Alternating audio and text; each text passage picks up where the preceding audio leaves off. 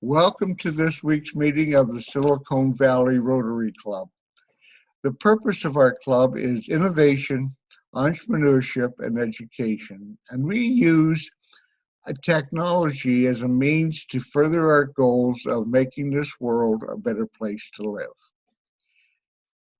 During my career as a lawyer, I was able to ask people what their actual birth date was, and to record that. And one of the things I noticed very quickly was there is a difference between their real birthday age and their actual age. And unfortunately, most people act much older than in actual terms than their real birth date. And it was an exception to find someone who actually lived younger than their real birthday. And today we have the pleasure of talking to that some person, who's Cecilia Babkirk, who is one of the members of our club, to tell us what she is going to do in her life after retirement. And I underline the word under retirement so that to tell you that she isn't retiring from life. And that she is an excellent example of someone who actually lives life much younger than her real age. Take it away, Cecilia. Thank you, Roger. Well, so you are right, I'm not retiring, not really. I am leaving the mortgage business after 45 years. It's been a great business to be in, especially in Silicon Valley. But I think enough is enough, and it's time for me to move on to the next portion of my life. So I had planned to retire for about a year and a half and was trying to figure out exactly what to do. So my original plan was that I would take the first 2 years, choose 8 places out there in the world outside the United States, and live 3 months in each place to see if I liked it well enough to stay there. And then, so this was all got to be driven by a Facebook page by one of my brothers who is living in Portugal, who went on his page and reported the cost of living there. This is pretty amazing, I think, because he and his wife live in a beautiful university city. They have a 2-bedroom, 2-bath, large, sunny flat. They pay for everything, including the required expatriate health insurance, $1,600 a month. So that got my attention. And then I started doing like we all do, going on the internet and searching for ideas about this. And I stumbled across a magazine called International Living. So I subscribed to it because, of course, people in my age group are the target market for them. And I wanted to learn as much as I could, as quickly as I could. So 4 months or so into that subscription, there was an article about a woman who retired from her job and joined the Peace Corps. And just what a wonderful experience it was. And I thought, oh my gosh, I have to do that. I should have done that when I got out of college, but I didn't. So now I have to do that now. And it's just a natural extension of all the other Rotary work, especially that I've done in a humanitarian setting. And so I went on the Peace Corps site, lots to say about that, but ultimately I decided to apply. And after much thinking about where to apply to, because you can either say, send me wherever you need me, or you can apply for a specific job in a specific country.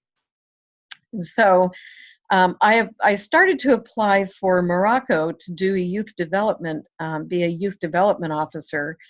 And I was halfway through the application when The Peace Corps itself sent out an urgent email to everyone in their system saying, urgent need for English teachers in Ethiopia.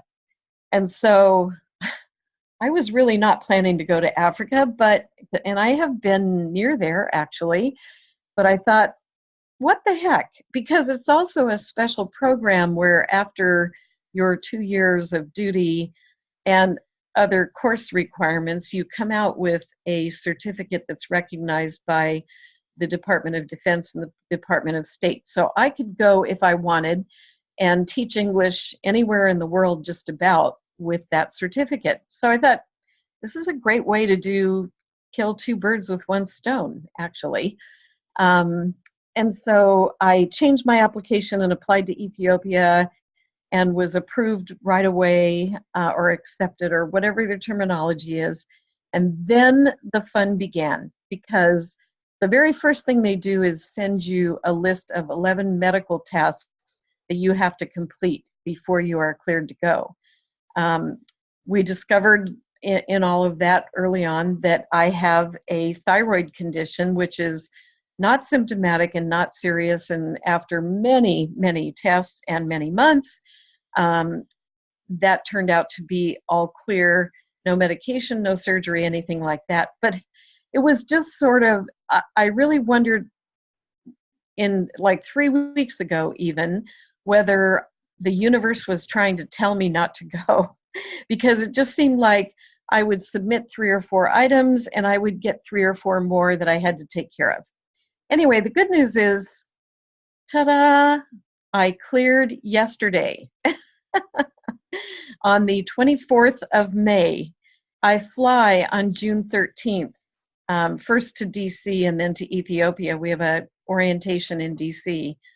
And then I go to Ethiopia. I have 3 months of intensive language and other development training near the capital of Addis Ababa. And then I go out to I don't know where, because they don't tell you where you're going to go until week 8 or 9 or something like that of the training. They will divide us into language groups. Ethiopia, just a little general information, has 70 different languages that are spoken there. In the south, there's a state or a region called the Southern Nation Peoples or something like that. The Peace Corps works in 4 regions in Ethiopia. That does happen to be one of them. And then Amhara is another one, and that's where the official language is from. Tigray, which is up in the north, is one, and they have their own language. And then Oromia, not sure if I'm pronouncing that correctly, but it runs straight through the midsection of the country from west to east. So all 4 of those areas have their own language. We will learn basic Amharic in the first week or 2, just a week, because that is the official language, and everything will be, all the official things are conducted in that language. But then we're separated into language groups according to where they think they're going to send us. So I'll have an idea within a couple weeks where I'm going to be, but I won't know until I think the 9th week they take us to our village. We're going to work in a village of 2,000 to 5,000 people, teaching English in grades 9 through 11. It's going to be quite the experience, because we've been told that there is almost none of the schools in the rural areas have electricity, and that we could be living in a mud house that has no electricity, no running water, and a shared toilet facility that is separate from the house. So it's a good thing I spent a lot of my 20s camping and whitewater rafting, because I think those skills will come in really handy in this place. And so I'll have some connectivity, but it could be on and off. But I'm somehow really challenged and excited to be doing this. It'll be a great way, I think, to leave my other work and enter what I think really will be work that I'm going to love a lot. So I don't know, Roger, if you'd like to take it from here and ask some questions. I could say more. I can say a lot more, but that might be the best way. So what preparation have you done so far for your trip? So in the last year, a year ago, I said, I'm really tired of the traffic, the congestion, and all the other stuff about Silicon Valley. So I got rid of my place and I got rid of almost all my furniture and a lot of decorations and things like that. Um, and I have a bunch of young friends that I met when I was living in those neighborhoods, and they're in their 20s and 30s and have dogs and are just getting started in life. And so I gave all my furniture and almost all of my kitchen things away to those friends. And there were things I just wasn't ready to get rid of because I was going to be needing them. But what happened was all these friends were like, wait a minute, where are you going? And I said, I don't know. I might be homeless. We'll see. Um, and so they said, but I'm going to be gone for 6 weeks. Why don't you come and stay at my house and take care of my dog and the 2 cats and the house? Well, so this turned into, I did that from June 15th until January 17th, nonstop. And I've continued to do it right up until the last week or so. But I do have friends in the Sacramento area who said, don't rent a place, just come stay with us and you can come and go as you please. So that's what I've been doing. So people go, where are you exactly? And I just say, well, technically I'm homeless, but I'm all over the place.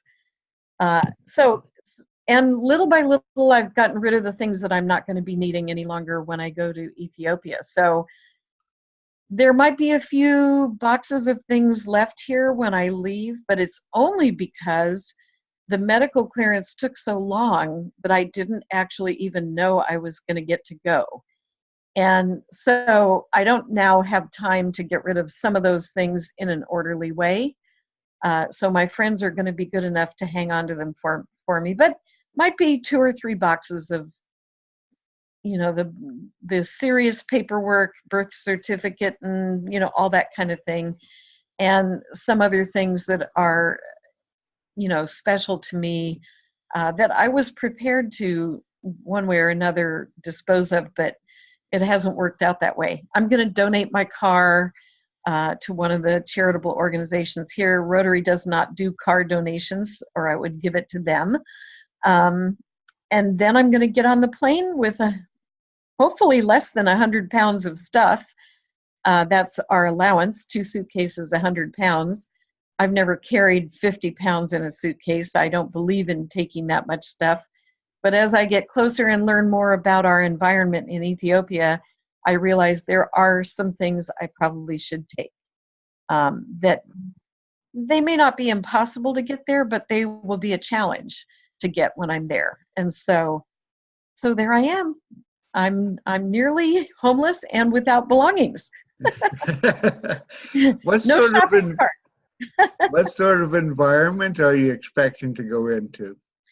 Well, the 4 regions have, well, first of all, Ethiopia is a country that is 60% highlands and mountains. One of the tallest mountains in Africa, the continent, is in Ethiopia, 14,000 plus feet.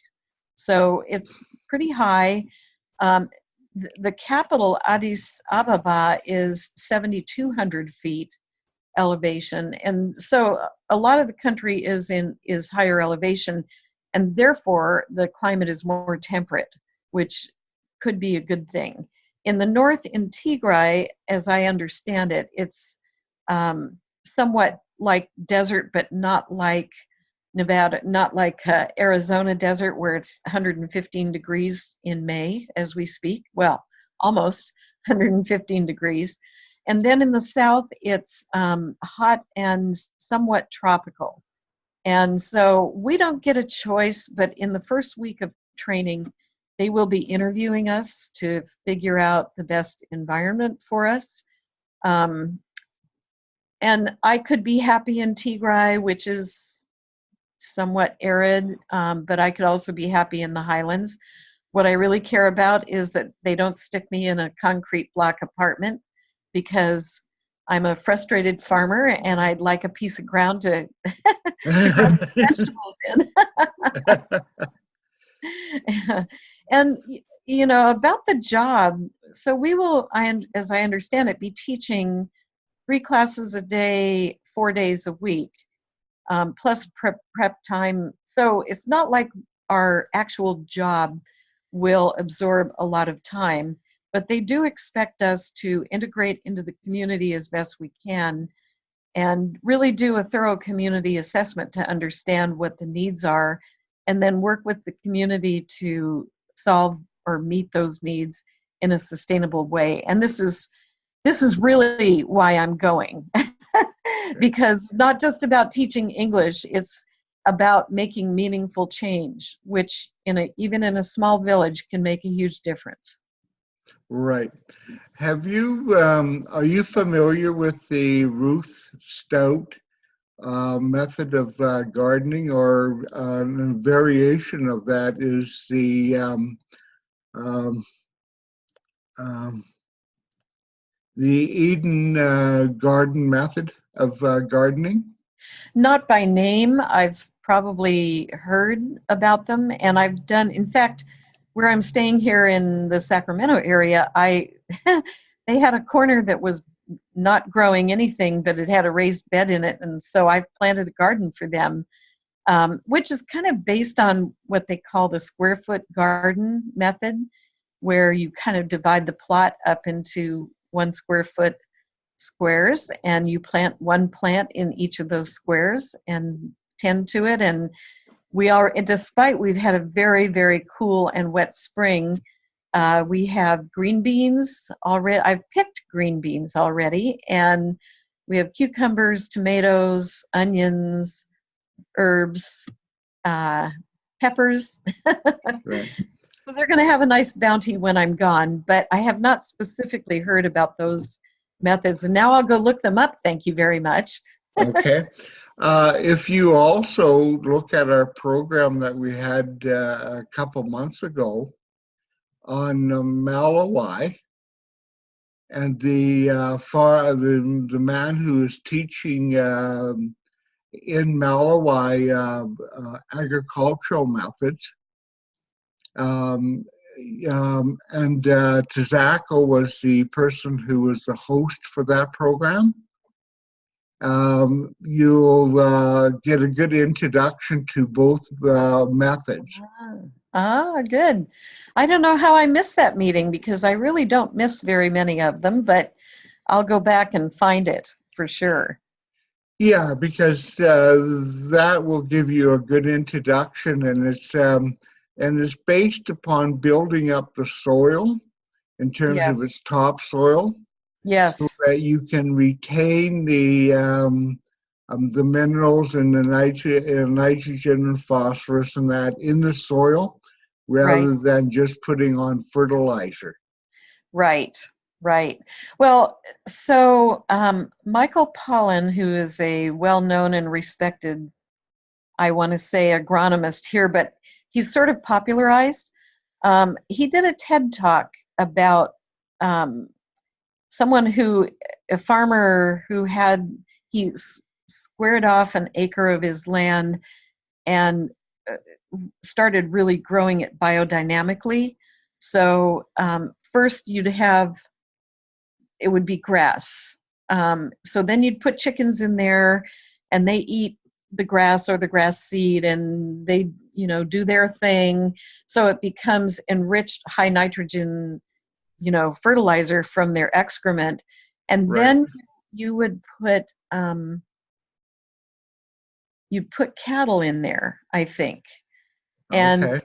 let them do their thing, and their excrement, of course, adds other things. And then by the next season, you have a huge colony of earthworms that are growing in there. And so it's one thing after another. actually what it is so you move the activity around from section to section on that acre, and there's planting going on a quarter or a half of the acre at all times, but it's different plants every year, different kinds of plants. And I just thought it seemed like a wonderful way to do it if you have the ground and the ability, you know. Right. If you go online and type in Ruth Stout, Okay. there are two videos online of her in her 80s Yeah. uh, explaining her method of farming, and you'll find it very interesting. Huh, great. Because She that is she really what I'd like to do when I'm there. Yeah, and if you look at the you can still buy some of her books, and they were all written in the late 40s and Mm. early 50s. Mm-hmm. And she was the go-to person in North America for gardening in those decades. Huh, interesting. That's great. Yes. I mean, I've heard her name, but I haven't read any or seen any of her work. And I figure even if they put me if I'm in a concrete block apartment, which I will really regret if that happens, it is what it is. I will deal with it. And the schools certainly will have some kind of ground, and I'm guessing that very few of them have a school garden, so I can do that. And once I see what the community feels their needs are, I could probably somehow get some land and do a community garden and engage all the members of the community. So lots of ideas. I wish you all the best in that respect. Thank you. Uh, but yeah, I would. One of the things that I would encourage is talking to the people in the locale that you are in to see what their needs are and what they suggest, Sure. and get them organized to help with you to be Of able to course. do that. That's the idea, is that they really do it with my help.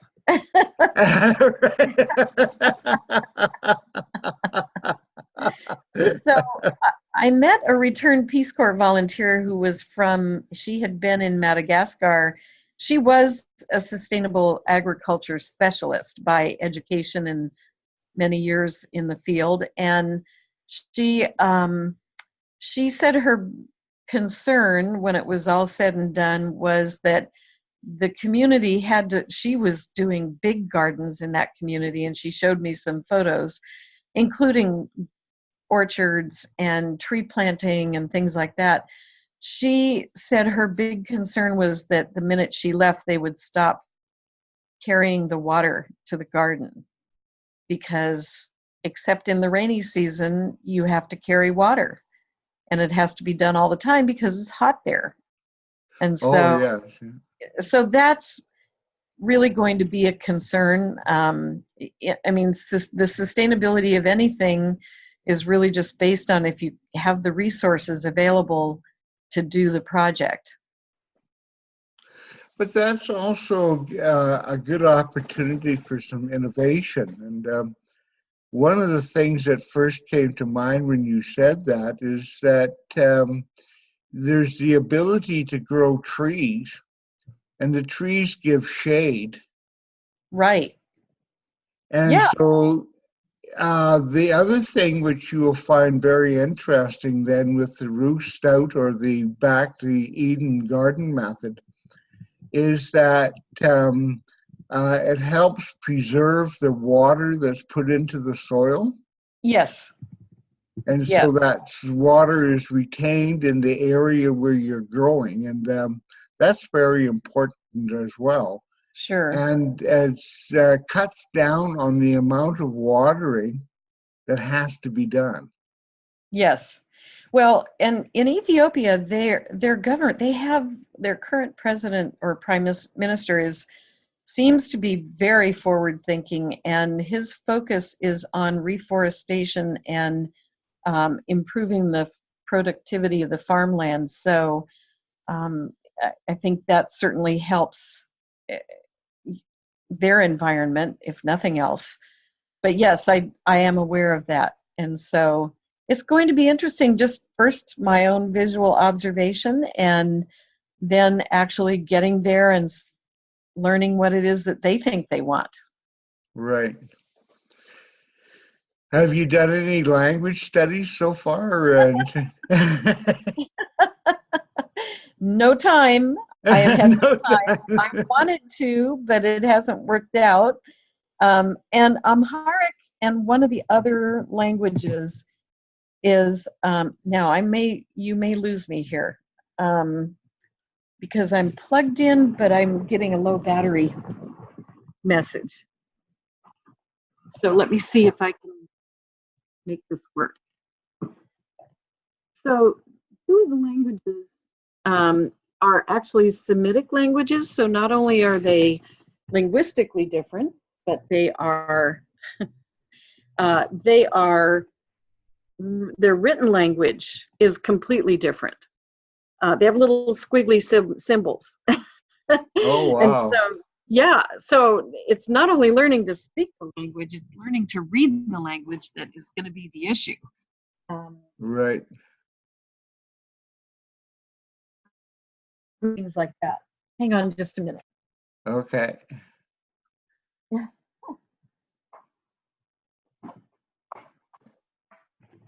All right, I'm going to try to move to a real plug. Okay. Well, it really sounds interesting, Cecilia. And I think we've now done about just about half an hour.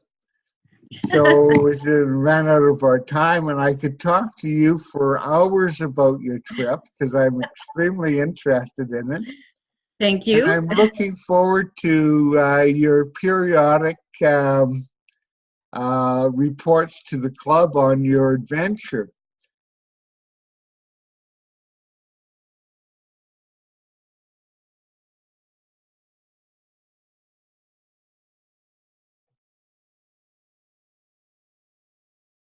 Oh, no. Well, we'll wait to see if Cecilia is able to join us or not.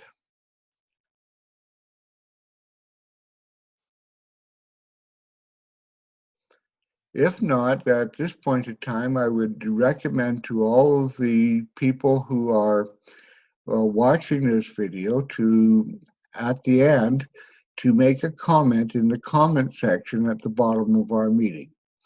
And in addition to that, if you are a guest or a member, please fill out the attendance form. And if as a guest you fill in the correct email address, then our club will send to you a receipt so that you can take it to our club secretary as a makeup. And so for all of you, thank you for attending this session, and show to Cecilia your support of her in terms of her her next project, which is going to Ethiopia with the Peace Corps. And as I said at the beginning of this session, that Cecilia is one of those people who live life, and as such is one of those exceptions who live an actual life with their attitudes to being substantially less than the Well, that worked out just well, Cecilia, because I was able to say to everybody and refer them to the comment section at the end of the meeting and that. So I think at this point of time, what I will do is I'll ask for you to give us your last words of wisdom. Okay, well, my last words of wisdom are always make sure that the adapter you're plugged into works. Those are not really my last words of wisdom, but that also helps when you're on a video conference. But first of all, I want to thank all my fellow members of the Rotary E-Club of Silicon Valley for having me as a member and on this program. I joined the E-Club so that I could be anywhere in the world, knowing that I was going to retire anywhere in the world, and still be a member of our club and in Rotary District 5170. So I'm going to set up a blog about my experiences there, because I figure I can type the posts offline, and then when I get to my banking town once a month or twice a month, I can go online and post my messages on the blog. I haven't started it yet, but I will, and I'll make sure that the club gets the name of it, the address of it, so that you can all follow me as I go along. And every time I do a post, I will send out an email to everyone in my contacts saying, here's what's happening. So anyway, thank you so much, and I look forward to seeing you all again. I'm going to be seeing Sviatko, I'm sure, because he's almost right next door. Two countries away, but in the same continent. And just so that everyone remembers, Cecilia is going into an area where probably she'll have access to internet once or twice a month. I might have access to electricity once or twice a month. I just last night met an Ethiopian woman in an Ethiopian restaurant, and she actually works for UC Davis. She's an agronomist, and she goes to Ethiopia 2 or 3 months a year. And she was the one that said sometimes the electricity is out for as much as 2 weeks, and that's not just the rural areas. So, so it's going to be interesting. But Ethiopia is developing so quickly. We all tend to think of it as the third world country that has, or developing world country that has that is starving, because we all saw the images of the kids starving back in the 80s. But actually, their economy is the fastest growing economy in Africa, if not in the world. They are making big strides all the time. And I think in the 2 years and 3 months that I will be there, I will see really big advances happen. So we'll see. I'm going to make some predictions, and we'll see if they happen. Good luck to you, Cecilia. Thank you. And as I said before at the beginning, I wish I was going with you in a lot of ways. You can come. There are really many interesting things to see in Ethiopia. So right. Well, hopefully one of the members will visit you while you're there. I hope so too. So you take care. Okay, thank you. You're welcome.